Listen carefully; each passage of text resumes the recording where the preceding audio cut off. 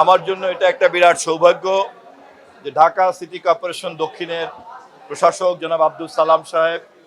আমাকে এখানে প্রধান অতিথি হিসেবে ডেকেছেন তথ্যমন্ত্রী হিসাবে, কিন্তু বক্তৃতা করেছি মাননীয় প্রধানমন্ত্রীর রাজনৈতিক উপদেষ্টা হিসাবে। আমি একই সঙ্গে এটা একটা সৌভাগ্য যে মাননীয় প্রধানমন্ত্রী আমাকে যে আজকে রাজনৈতিক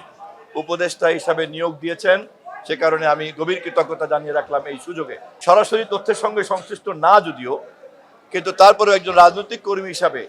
আমি মনে করি চলচ্চিত্র এবং সংস্কৃতি হচ্ছে সবচেয়ে বড় রাজনীতির মঞ্চ, এবং আমি সিটি কর্পোরেশনকে ধন্যবাদ জানাই যে এরকম একটি রাজনৈতিক মঞ্চকে, সাংস্কৃতিক মঞ্চকে তারা বেছে নিয়েছেন এখানকার মানুষকে সচেতন করার জন্য এবং আমাদের দেশের চলচ্চিত্র শিল্পকে জাগ্রত করার জন্য এবং সমস্ত গুণী শিল্পীদেরকে